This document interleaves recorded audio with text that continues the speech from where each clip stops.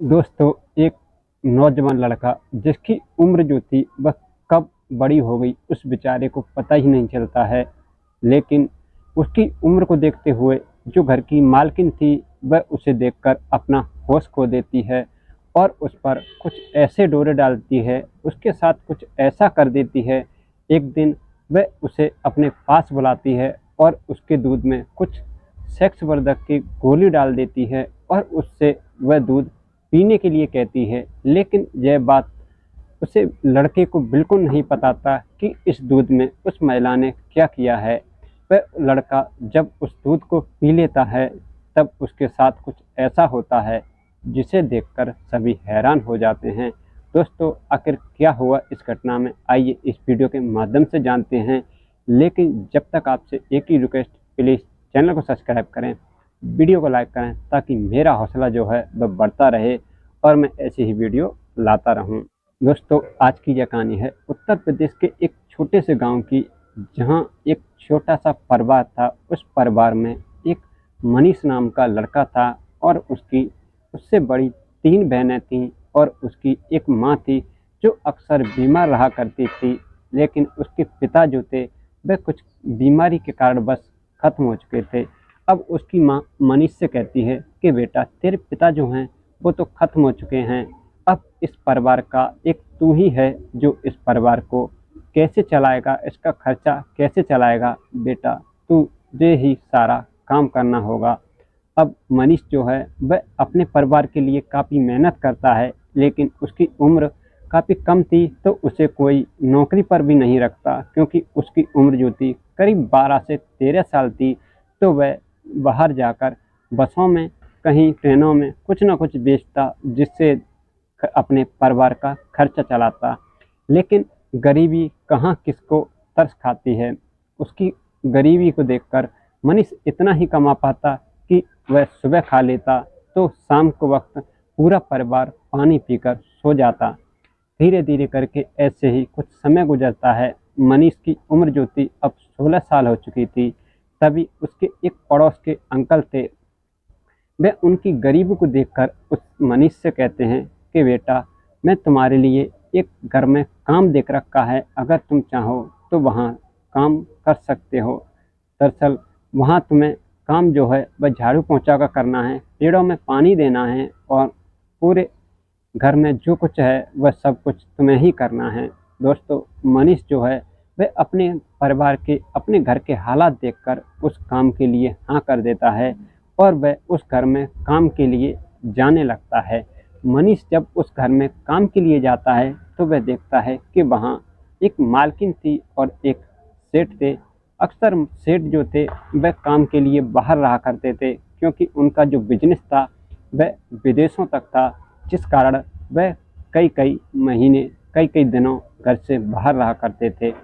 इधर उनकी जो मालकिन थी वह घर में अकेली रहा करती थी, जिस वजह से वह भी बोर होती है और उससे काम भी नहीं होता, उसका काम में मन भी नहीं लगता। इस वजह से उसने मनीष को काम पर रखा था। अब मनीष उस घर में काम करने लगता है और काफ़ी मेहनत करता है, तो उसके परिवार का अब खाने का जो भरण पोषण है वो अच्छे से होने लगता है। कभी कभार तो मनीष शाम के वक्त जब वहाँ से काम कर कर घर वापस जाता है तो वहाँ से कुछ खाना ले जाता। कभी कभार उसके परिवार का इस तरीके से अपना भरण पोषण होने लगता है। अब धीरे धीरे करके समय गुजरता है। मनीष जो है जब एक अच्छे घर में उसका खान पीना अच्छा होने लगता है तो उसकी जो सेहत थी वह काफ़ी अच्छी दिखने लगती है। वह एक नौजवान दिखने लगता है और धीरे धीरे करके समय गुजरता है। जैसे ही मनीष की उम्र 17 साल होती है और उधर उसकी मालकिन जो थी, एक दिन अचानक से जब उसकी निगाह मनीष के शरीर पर पड़ती है, क्योंकि मनीष जो है, जब मनीष पेड़ों में पानी दे रहा था तो उसकी शर्ट जो थी वह पानी के कारण भीग जाती है। तो वह शर्ट को जैसे ही उतारता है तो उसकी मालकिन जब उसके बदन को देखती है, उसे कहीं ना कहीं अपने मन चाहने लगती है, उसे अपनी हवस का शिकार बनाने लगती है। वह सोचती, मुझे कुछ भी करना पड़े लेकिन इस लड़के को अपने हाथ से जाने नहीं देना चाहिए। धीरे धीरे करके समय गुजरता है। एक दिन क्या होता है कि घर में कोई नहीं था मालकिन जैसे ही यह मौका देखती है तो वह देखती है कि मनीष को अपने पास बुलाती है और उससे कहती है कि आज रात के वक्त तुम्हें मेरे घर आना है और मुझे तुमसे कुछ काम है। दोस्तों, मनीष खाना पीना खाकर वहाँ से अपने घर जाता है, लेकिन इसी बीच होता क्या है कि उसकी माँ जो थी वह उसकी तबीयत ज़्यादा खराब हो जाती है। तो मनीष उस रात वहाँ मालकिन के पास नहीं जा पाता है और वह अपनी माँ को लेकर हॉस्पिटल जाता है। तो रास्ते में ही उसकी माँ का देहांत हो जाता है। लेकिन माँ जब अंतिम सांसें ले रही थी तो अपने बेटे से कहती है कि बेटे, तेरे पिताजी भी छोड़कर चले गए और आज मुझे लग रहा है शायद आज मेरा भी समय आ गया है, इसलिए अब तेरी जो 3 बड़ी बहनें हैं उनका ख्याल तुझे ही रखना है, उनकी शादी भी तुझे ही करनी है, अब तुझे उनका सब कुछ देखना है। मैं तो जा रही हूँ, प्लीज़ मुझे क्षमा करना। दोस्तों, इतनी बात कहती है और मनीष की माँ दम तोड़ देती है। दोस्तों, मनीष अपनी माँ का क्रियाक्रम करता है, उसके बाद वह काम पर फिर से जाने लगता है। अब उसकी जो मालकिन थी जब मनीष को देखती है कि उसकी माँ जो थी वह भी इस दुनिया में नहीं रही, तो वह देखती है कि अब ये बेचारा अकेला है, इसकी बहनें जो हैं वह घर पे रहती हैं, कोई सोचने समझने वाला भी नहीं है। तो वह इस बात का फ़ायदा उठाती है। वह क्या करती है, एक दिन क्या होता है कि शाम का वक्त था, मनीष पूरा काम कर कर जैसे ही घर जा रहा था तभी उसकी मालकिन उसे अपने पास बुलाती है और उससे कहती है कि तुम काम कर कर कुछ थक गए होगे, इसलिए मैंने तुम्हारे लिए टेबल पे वहाँ एक गिलास दूध रखा है, उसे जाकर तुम पी लो। दरअसल उस दूध में उस महिला ने, उस मालकिन ने कुछ सेक्स वर्धक की गोली मिलाई हुई जो है वह मनीष को देखकर अपनी हवस मिटाना चाहती थी। ऐसा ही होता है, मनीष जैसे ही उस दूध को पीता है वह अपनी मालकिन को देखकर अपने होश खो देता है और उसके साथ शारीरिक संबंध बनाने लगता है। अब धीरे धीरे करके समय गुजरता है, यह देखकर मनीष को भी अच्छा लगने लगता है क्योंकि वह भी उस मालकिन की तरफ आकर्षित होने लगता है। उधर मालकिन जो थी वह भी काफ़ी खुश थी क्योंकि उसका पति जो था वह अक्सर बाहर रहा करता था। जब भी उसका पति घर पर आता तो वह मनीष को अपने घर भेज दिया करती थी, लेकिन जैसे ही उसका पति बाहर जाता तो वह रात को उसे अपने घर पर ही सोने के लिए बोल दिया करती थी। धीरे धीरे करके समय गुजरता है। एक दिन होता क्या है कि मनीष देखता है कि शायद जब यह बात उसकी बहनों को पता चलेगी कि उनका भाई जो है वह सब कुछ यह कर रहा है तो उनकी बहनों के ऊपर क्या बीतेगी। शायद यह देखकर उसकी बहन भी कहीं गलत रास्ते पर ना चली जाएं।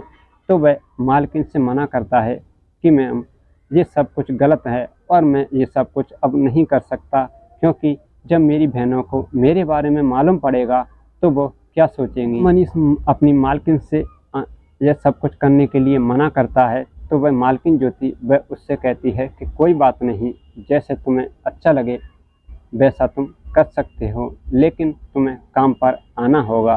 दोस्तों, मनीष आए दिन काम पर आता रहता है, लेकिन मालकिन जो थी वह कहाँ मानने वाली थी, अक्सर उसके साथ ऐसा ही करती। अब मनीष जो है वह अपनी मालकिन से एक दिन बोल देता है कि मैम प्लीज़ आज के बाद मैं यहाँ काम करने के लिए नहीं आऊँगा, क्योंकि यह बात अब मेरी बहनों को पता चलने मुझ पर शक होने लगा है, क्योंकि जब भी साहब घर पर आ जाते हैं तो मैं सोने के लिए अपने घर चला जाता हूँ और जब साहब बाहर रहते हैं तो मैं यहाँ सोता हूँ, जिस कारण मेरी बहनें जो हैं मुझ पर अक्सर शक करने लगी हैं और अब मैं तुम्हारे यहाँ काम नहीं कर सकता। दोस्तों, जब मनीष मैडम को यह बात कहता है तो मैडम जो है उससे कहती है कि अगर तुमने मेरी बात नहीं मानी तो मैं ये सारी सच्चाई पुलिस को बता दूंगी, अगर तुमने मेरा कहा नहीं किया। दोस्तों, मनीष जो है अब प्रेशर में आकर फिर से वहाँ आने लगता है, लेकिन एक दिन होता क्या है कि मनीष वहाँ अचानक वहाँ काम जाने के लिए बंद कर देता है और वह एक होटल में काम करने लगता है। वहाँ वह दिन में गार्ड का काम करता है और रात को एक कैंटीन में काम करता है। वह खूब मेहनत करता है, जिस वजह से वह अपनी बहनों की धीरे धीरे करके शादी कर देता है। अब मनीष जो है काफ़ी पैसा कमाता है तो उसके परिवार की जो है पटरी जो है वह काफ़ी अच्छे से चलने लगती ही था। अब मनीष जो था वह काफ़ी परेशान रहने लगता है। एक दिन उसकी मालकिन का उसके पास फ़ोन आता है और उसे अपने पास बुलाती है कि तुम मेरे पास आ जाओ, वरना मैं तुम्हारी सारी सच्चाई तुम्हारे साहब और पुलिस को बता दूंगी, जिस वजह से तुम्हारी ज़िंदगी जो है पूरी बर्बाद हो जाएगी और तुम्हारी बहन की भी ज़िंदगी बर्बाद हो जाएगी। दोस्तों दोस्तों मनीष जब यह बात सुनता है वह सोचता है कि अगर मैं वहाँ जाता रहा, कहीं एक दिन मुझे साहब ने देख लिया तो वो मुझे पुलिस के हाथ सौंप देंगे। अगर मैं ना गया तो ये मैडम मुझे पुलिस के हाथ सौंप देगी। कैसे भी करके जाना तो मुझे जेल ही है। दोस्तों मनीष उस रात वहाँ जाता है, लेकिन वहीं जाते वक्त वह रास्ते में से एक चाकू खरीदता है और वहाँ अपनी मैडम के पास पहुँच जाता है। जैसे ही वह मैडम से उसके करीब आती है, उसके साथ संबंध बनाने लगती है, तो मनीष अपनी जेब से वह चाकू निकालता है और उस मैडम के सर गर्दन पर चला देता है। दोस्तों जब वो है यह सब कुछ कर कर वहाँ से भाग जाता है और सुबह होकर जब वहाँ दूध वाला आता है तो वह देखता है कि अंदर एक लाश पड़ी है। और फिर पुलिस आती है। पुलिस उसके पति को बुलाती है तो उससे पूछती है क्या तुम्हारा किसी के साथ कोई दुश्मनी थी, लेकिन उसका पति बताता है कि मेरी तो किसी के साथ कोई दुश्मनी नहीं है, लेकिन यहाँ एक लड़का रहा करता था, वह अभी कुछ ही दिनों पहले यहाँ से काम छोड़कर चला गया है। पता नहीं क्यों चला गया, इसके बारे में तो मुझे कोई नहीं पता। दोस्तों अब पुलिस जो है वह मनीष के पास जाती है और उससे सख्ती से जब पेश आती है, उसे मारने पीटने लगती है, तो मनीष कहता है कि हाँ यह सब कुछ मैंने ही किया है, क्योंकि इनकी हरकतों से मैं काफ़ी परेशान हो और मुझे यह सब कुछ करने के लिए इन्होंने ही मजबूर किया था। दोस्तों पुलिस जो है वह मनीष को साथ अपने ले जाती है और उसे चार्जशीट तैयार कर कर जेल भेज देती है। उस पर कई धाराएं लगती हैं। अब मनीष जो है वह बेचारा जेल काट रहा है। दोस्तों आज की यही थी कहानी। आपको कैसी लगी? ज़रा सी भी अच्छी लगी हो तो प्लीज़ चैनल को सब्सक्राइब करें, वीडियो को लाइक करें, ताकि मेरा हौसला जो है वह बढ़ता रहे और मैं ऐसी ही वीडियो लाता रहूं। अब मैं आपसे विदा लेता हूं, फिर मिलता हूं ऐसी एक और सच्ची घटना के साथ।